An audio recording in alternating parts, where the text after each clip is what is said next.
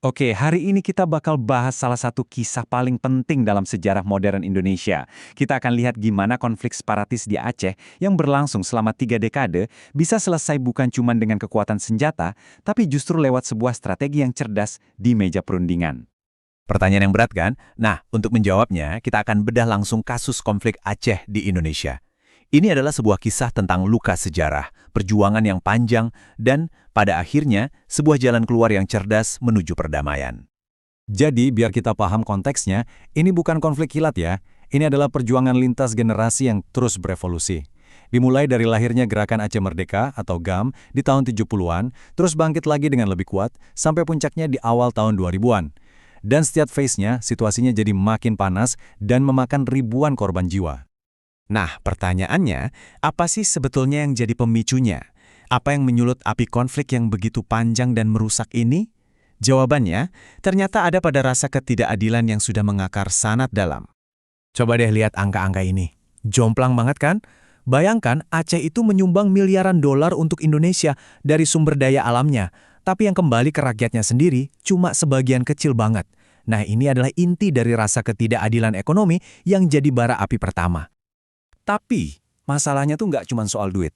Ini juga tentang otonomi politik yang semakin terkikis, ada juga program transmigrasi yang oleh sebagian kalangan dianggap sebagai penjajahan gaya baru, dan yang paling penting, ada perasaan bahwa identitas budaya dan adat istiadat Aceh mulai terpinggirkan.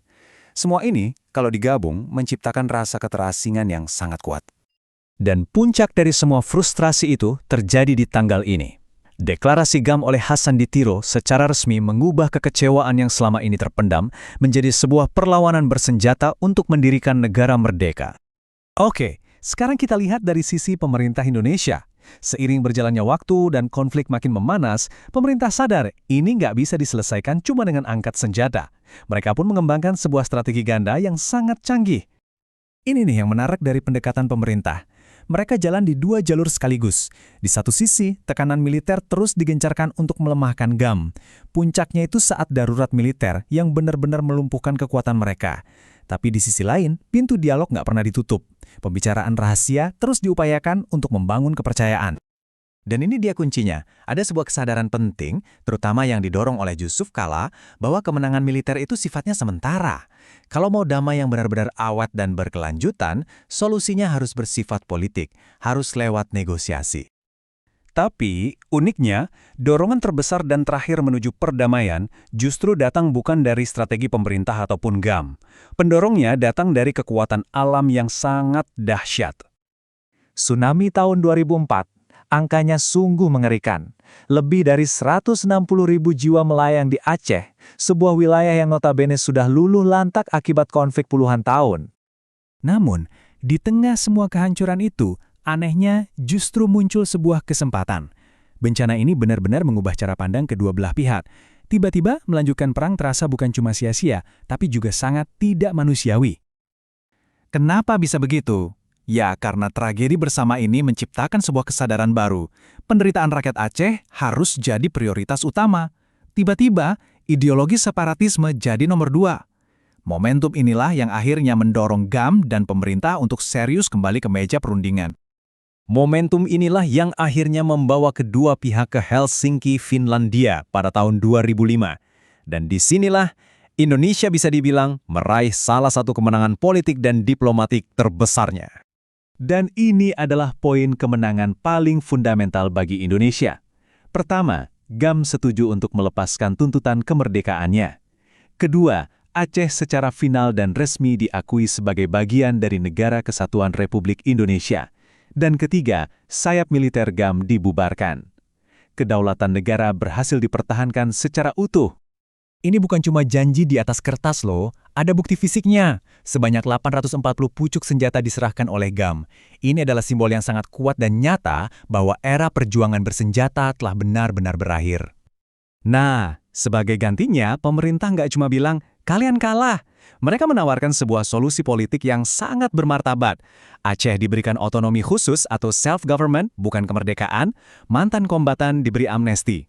Dan yang penting, mereka diberi ruang untuk menyalurkan aspirasi politik lewat partai lokal. Ini cerdas. Jadi ini yang perlu kita garis bawahi. kemenangan Indonesia di Aceh bukanlah kemenangan militer murni, tapi sebuah penyelesaian politik. Pemerintah berhasil menawarkan sebuah jalan keluar yang terhormat di dalam bingkai Republik Indonesia. Ini mengubah total definisi kemenangan itu sendiri. Oke, kesepakatan sudah tercapai. Tapi gimana caranya memastikan perdamaian ini nggak buyar lagi di tengah jalan?